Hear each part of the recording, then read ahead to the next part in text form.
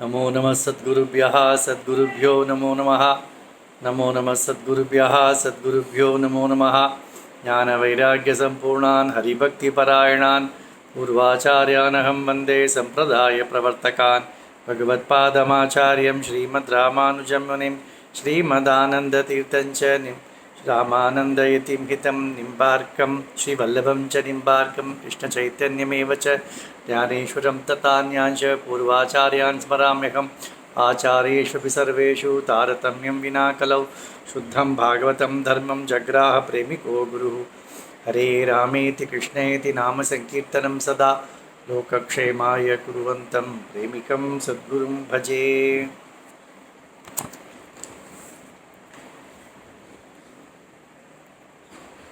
श्री वैष्णव संहिता के द्वितीय भाग के 17वां अध्याय। इस 17वां अध्याय में श्री अण्णा ने अनेक चरित्रों को एक ही अध्याय में कह दिया है, तो इसे संक्षिप्त में देखते हैं। गए पोस्ट में गए अध्याय में श्री अण्णा ने कहा था कि श्री रामानुजाचार्य गृहस्थाश्रम में प्रवेश किया था। तो रामानुजाचार्य की इच्छा थी कि वे तो यादव प्रकाश के गुरुकुल से तो बाहर निकल गए थे, तो उन्हें इच्छा थी कि कांचीपूर्ण जिनसे उनका सत्संग होता था उन्हें ही हम आचार्य के स्थान पर स्वीकार करें। तो उन्होंने कांचीपूर्ण से प्रार्थना की कि आप मेरे आचार्य बन जाए, मैं आपका शिष्य बनना चाहता हूँ। कांचीपूर्ण वैश्य वर्ण के थे, इसलिए उन्होंने मना कर दिया, कहे कि आप तो ब्राह्मण हैं, मैं तो वैश्य हूँ, मैं आपका आचार्य नहीं बन सकता। तो इससे दुखित हुए रामानुजाचार्य, परंतु उन्होंने सोचा कि कांचीपूर्ण का उच्छिष्ट प्रसाद तो पा लेंगे तो धन्य हो जाएंगे। तो उन्होंने उन्हें आमंत्रित किया कि हमारे कुटिया में आप पधारिए और एक दिन प्रसाद पाइए। तो कांचीपूर्ण ने भी स्वीकार किया आमंत्रण को, और सुबह कल आने वाले थे तो पत्नी से कहा कि वे आने वाले हैं, सब पकवान तैयार करो। तो उन्होंने भी सब पकवान तैयार किया उनके पत्नी ने, और देर होने पर भी कांचीपूर्ण आए नहीं। तो रामानुजाचार्य कहे कि मैं अभी उनको देख कर बुला कर ले आता हूँ, साथ में ले आता हूँ।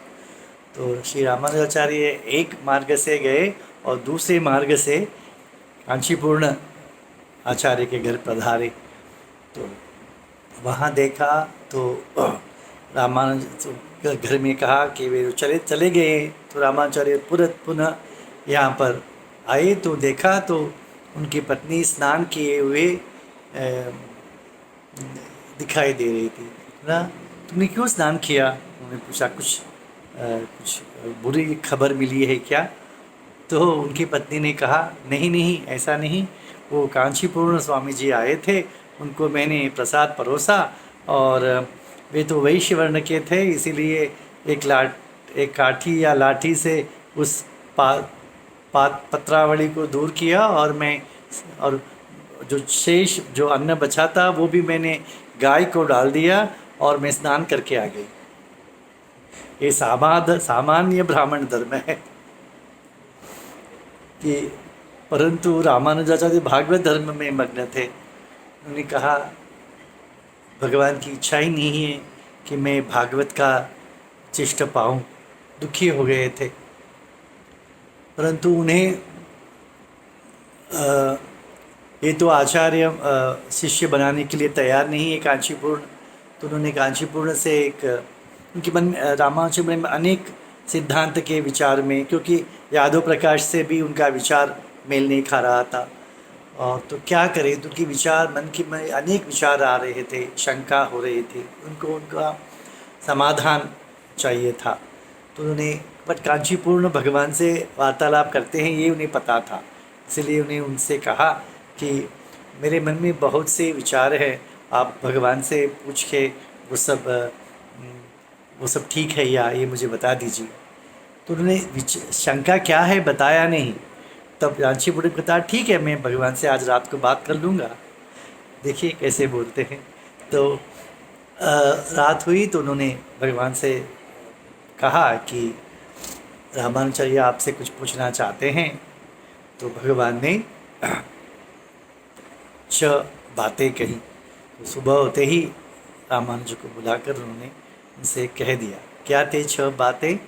कि मैं ही परतत्व हूँ, मैं वरदराज श्रीमन्नारायण ही परतत्व हूँ।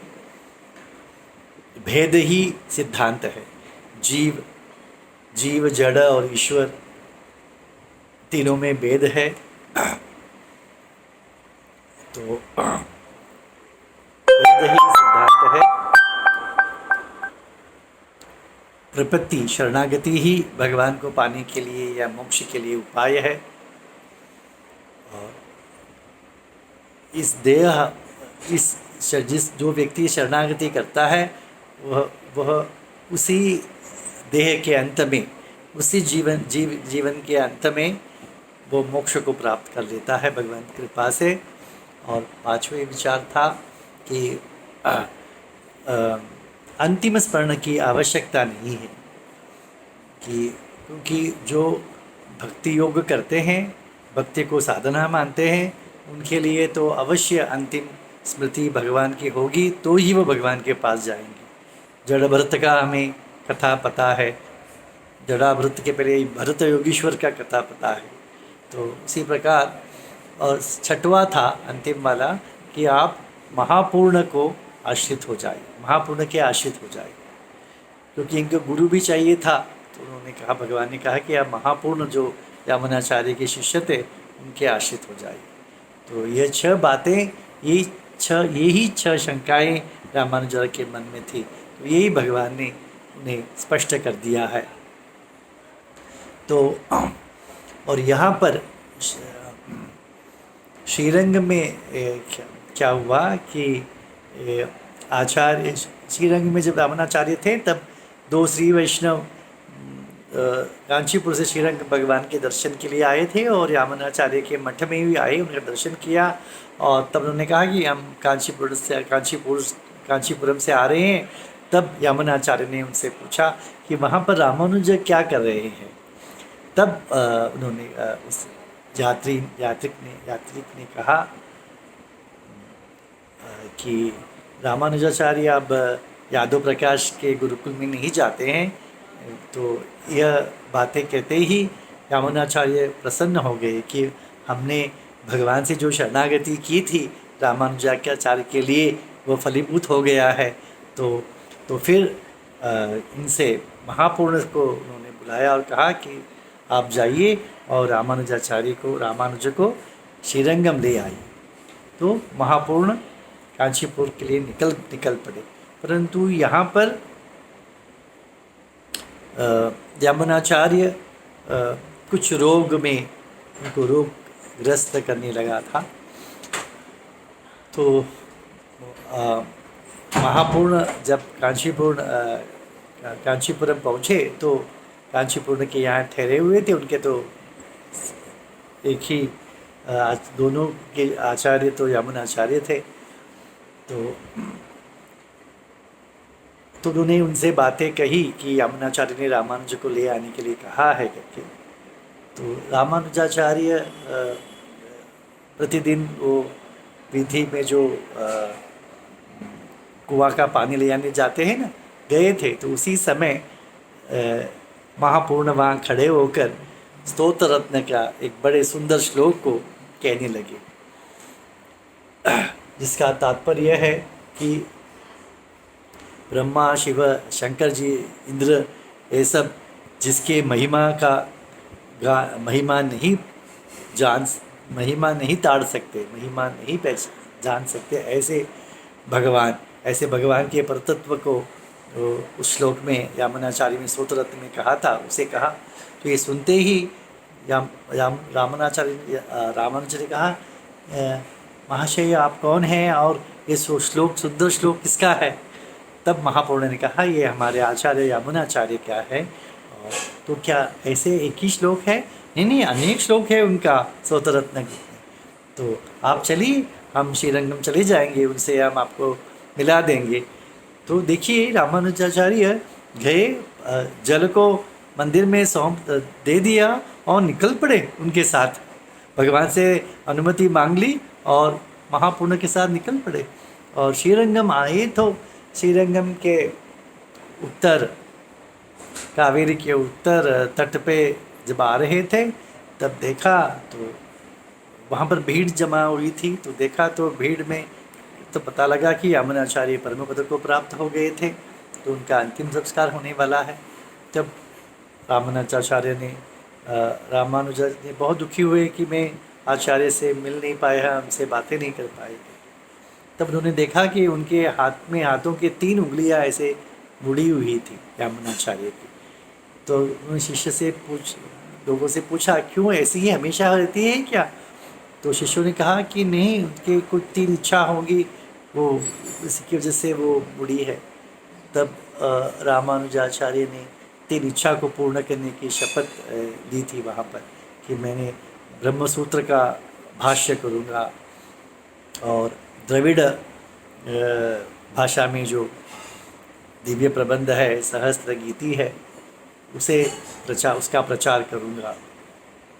और तीसरा था वेदव्यास भट्ट,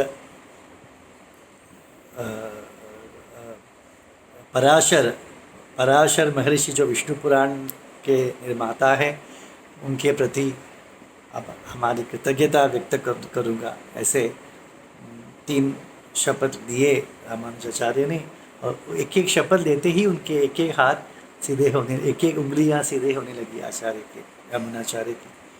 तो फिर उस समय वे भगवान का दर्शन भी नहीं किए रामानुजाचार्य ने। श्रीरंग भगवान के दर्शन में थोड़ा सा प्रणय कलह हो गया, दुख हो गया कि मैं, भगवान चाहते तो और कुछ समय रखते थे यामुनाचार्य को, मेरी उनसे दर्शन हो जाता था। ये भगवान बड़े कपटी है, ले गए उनको, ऐसा गुस्सा हो गया, वो चले गए कांचीपुर। तो तब इस 17वां अध्याय में अंशी अन्ना कहते हैं, अथ अचिरेण कालेन यामुनो वैष्णवोत्तमः विहाय वैष्णवान् सर्वान् वाप परम पदम, कि यामुनाचार्य की परम पद प्राप्ति हो गई। यामुन से वियोगेन दुखितम केशवात्मजम सांत्वयामास सप्रेम महापूर्ण महामति। तो यामुनाचार्य के विरह से, वियोग से दुखी हुए थे, तो महापूर्ण ने उनकी सांत्वना किया रामानुजाचार्य की। यामुनाचार्य शिष्येण महापूर्णेन योगिना संप्राप्य पंच संस्कारान् सृष्टो भूत केशवात्मजः। तो यहाँ पर भी एक कथा है।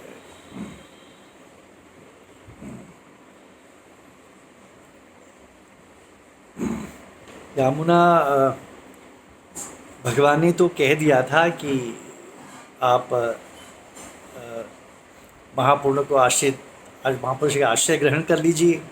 तो रामानुजाचार्य ने सोचा कि अभी मुझे श्रीरंगम जाना चाहिए और महापूर्ण का मैं संस्कार, पंच संस्कार दीक्षा ले लूँगा उनसे, वैष्णव दीक्षा।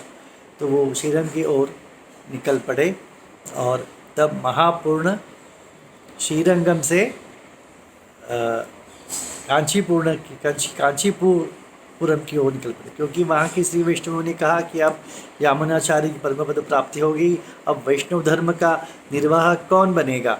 तो उनकी हमेशा इच्छा थी कि रामानुजाचार्य ही यहाँ पर आकर वैष्णव का पीठ संभालना चाहिए। तो इसीलिए महापूर्ण से लोगों ने विनंती निवेदन की कि आप जाकर, आप उनसे परिचित हैं, तो रामानुजाचार्य को यहाँ श्रीरंगम ले आइए। तो वे जा रहे थे, तो बीच मार्ग में मधुरान तक ऐसे एक दिव्य देश, एक स्थल है जहाँ का राम जी का बहुत बड़ा सुंदर मंदिर है। वहाँ पर दोनों की भेंट हो गई, रामानुजाचार्य और महापूर्ण की। तो रामानुजाचार्य ने कहा कि मुझे आपसे दीक्षा लेनी है, आज चले हम।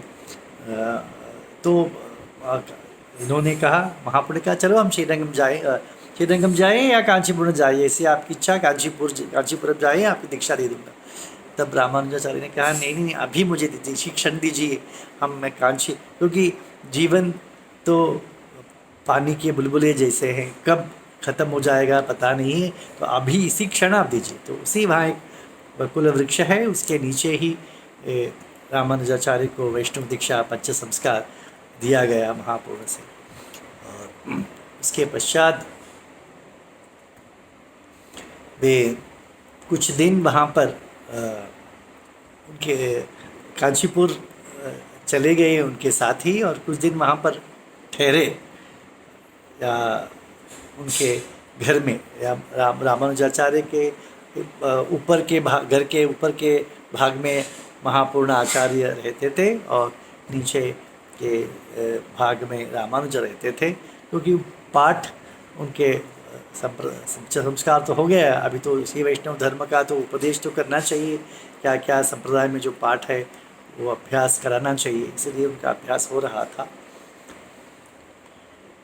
तो एक दिन क्या हुआ कि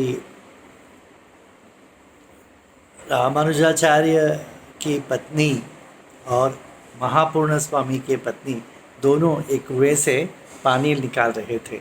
तो जल निकालते समय महापूर्ण स्वामी के पत्नी के घट में से थोड़ा पानी, थोड़ा जल रामानुजाचार्य के पत्नी के कलश में छलक कर गिर गया उसमें।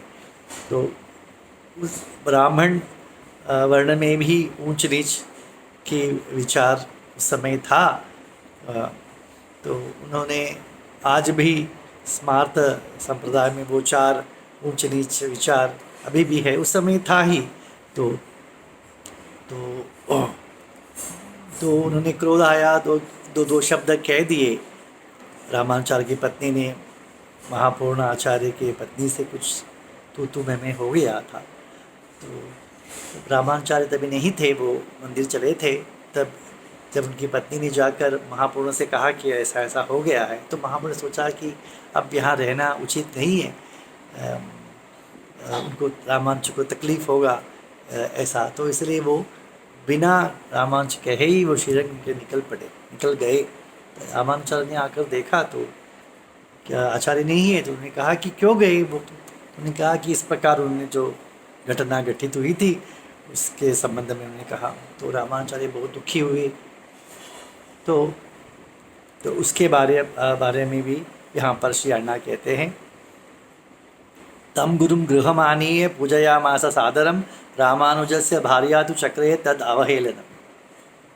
महापूर्णस्य भार्यायां विद्वेषं बहुधा तथा भागवत श्रेष्ठे कांचीपूर्णे महात्मनि। नीच बुद्धिं स्वभार्यायाः पितृगृहेऽपि कौतुकं विलोक्य भाष्यकारोपि नितरां दुखितो भवत्। तो ये दो विचार हो गए। एक तो कांचीपूर्ण को उन्होंने जीत जाति समझकर उनकी अवहेलना की रामानुजाचार्य की पत्नी ने, और दूसरी बात तो अपने आचार्य महापूर्ण की पत्नी से भी उन्होंने झगड़ा किया था। ये दो हो गया। और तीसरी एक बात एक है कि आज रामानुजाचार्य मंदिर जा रहे थे तो बाहर एक लड़का था, तो वो एक पूछा आचार्य से कि मुझे बहुत भूख लग रही है, भूख से तड़प रहा हूँ, आप कुछ मुझे प्रसाद दीजिए।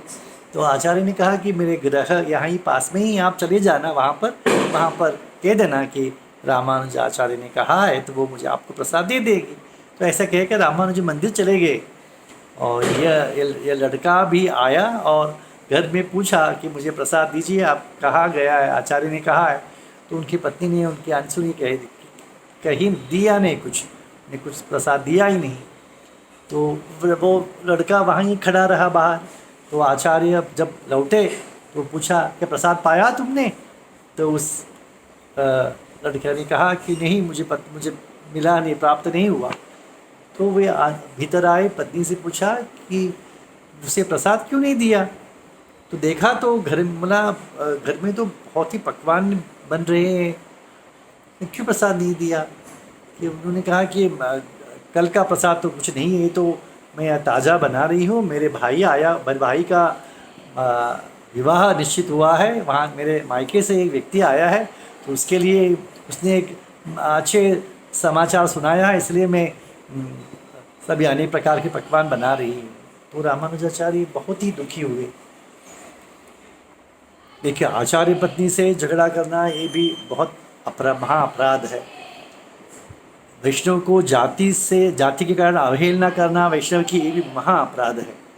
परंतु ये तो उन्हें भागवत धर्म पता नहीं है, इसलिए उन्होंने ऐसा बर्ताव किया होगा। परंतु एक भूखे को खिलाना ये तो साधारण सामान्य धर्म है, इसमें कोई विशेष धर्म की आवश्यकता नहीं, ज्ञान की आवश्यकता नहीं। यह भी नहीं कर पाई तो उन्होंने रामानुजाचार्य ने अपने पत्नी को उस जो मायके से जो आदमी आया था उसके साथ मायके भेज दिया। तो उसके पश्चात रामानुजाचार्य बहुत दुखी हुए। तो यहाँ पर श्री अण्णा लिखते हैं, आश्रमाणां तु सर्वेषां गार्हस्थ्यं प्राहुरुत्तमं हरिभक्ति विरुद्धश्चेत सन्यासी सर्वथा सुखम। श्री अण्णा कहते हैं सभी आश्रमों में, ब्रह्मचारी आश्रम है, गृहस्थ आश्रम है, वानप्रस्थ, सन्यासी, इन चारों आश्रम में गृहस्थाश्रम ही श्रेष्ठ है, क्योंकि गृहस्थाश्रम से ही अवलंबित ही ब्रह्मचारी और सन्यासी रहते हैं। उनको भिक्षा गृहस्थ ही तो देता है, तो इसीलिए गृहस्थाश्रम श्रेष्ठ है। तो यदि गृहस्थाश्रमी यदि अपने घर वाले विष्णु भक्ति से विमुख है तो उन्हें संन्यास लेना चाहिए, उस गृहस्थ को तुरंत संन्यास लेना चाहिए, ऐसे शास्त्र है। यही अण्णा कहते हैं, हरिभक्ति विरुद्ध चेत संन्यासे सर्वथा सुखम। पत्नी पुत्रादयः सर्वेपि अनुकूला भवन्ति चेत ते तैः सर्वैः सह सानंदम हरिसेवां समाचरेत्।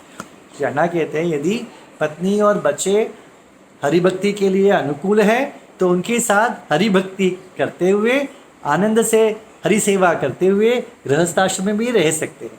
श्री अण्णा कहते हैं गृहस्थाश्रम किसके लिए, तो अण्णा कहते हैं कोई एक वैष्णव आए हैं, उनका अतिथि संस्कार करना है, तो पत्नी होगी तो कहेगी खाना बना दो, भोजन बना दो, तो वो इसीलिए पत्नी चाहिए। और कुछ उसे आते ही उन्हें कुछ दूध देना है तो बेटे को कहेंगे जाओ दूध लेकर आओ, इसलिए बेटा चाहिए। तो श्री अण्णा कहते हैं गृहस्था में सब इसी बेटा पत्नी सब इसीलिए है कि भागवत सेवा भगवत सेवा के लिए, तो उनके साथ रहकर गृहस्थाश्रम रहना बहुत ही बढ़िया है। पत्नी पुत्रादयः सर्वेपि उदासीना भवन्ति चेत तान सर्वान् अनपेक्ष्यैव हरिसेवां स्वयं चरेत्। यदि पत्नी और बच्चे हरि सेवा से विमुख उदासीन हैं, उपेक्षा करते हैं, तब क्या करना चाहिए, गृहस्थ को स्वयं सभी प्रकार से सेवा करना चाहिए। उनकी अनुकूलता तो प्राप्त नहीं है, तो प्रतिकूल तो नहीं है वे, इसीलिए स्वयं सब सेवा स्वयं करके गृहस्थ आश्रम में रहना चाहिए। यदि पतिपुत्रादयः सर्वे प्रतिकूला भवन्ति चेत तान सर्वान् संपरित्यज्य विरक्त संचरेत् बहिः। यदि पत्नी और बच्चे विमुख है, प्रतिकूल है, तो उसी समय उनका त्याग करके संन्यास आश्रम स्वीकार करना चाहिए। एवं भागवतम धर्म अनुस्मृत्य दृढ़व्रतः रामानुजो महात्मा स प्राप संन्यासम उत्तमम्। तो देखिए रामानुजाचार्य ने इसीलिए पत्नी अनुकूल नहीं थी तो संन्यास आश्रम ने स्वीकार कर लिया। प्रतिकूला विष्णुभक्ता अपराधीनीं त्यक्त्वा रामानुजः पत्नीं वैराग्येण अभवत् यतिः। तो प्रतिकूल थी, भगवान के प्रति प्रतिकूल, भागवत के प्रति प्रतिकूल, एक साधारण व्यक्ति धर्म के भी प्रतिकूल थी वो, तो उन्होंने छोड़ दिया और संन्यास आश्रम स्वीकार किया।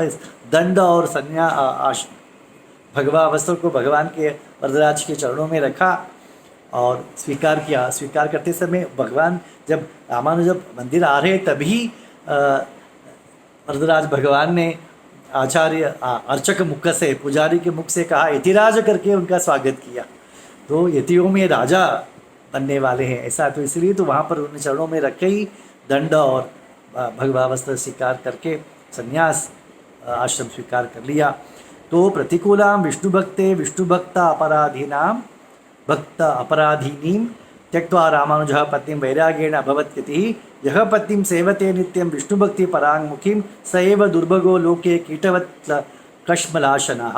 देखिए श्रीना कहते हैं, शास्त्र कहता है यदि विमुक्त होने, विष्णु भक्ति का विरुद्ध करने पर भी यदि पत्नी के साथ यदि वह गृहस्थाश्रम में रहता है तो वह दुर्भाग्यवान है, उसे कीड़ा के जन्म प्राप्त होगा। इस प्रकार शास्त्र का वचन श्री अण्णा यहाँ पर कहते हैं। तो शेष हम कल देखेंगे। श्रीमते रामानुजाय नमः। हरे रामेति कृष्णेति नाम संकीर्तनं सदा लोकक्षेमाय कुर्वन्तं प्रेमिकं सद्गुरुं भजे। श्री प्रेमिके सद्गुरु महाराज की जय।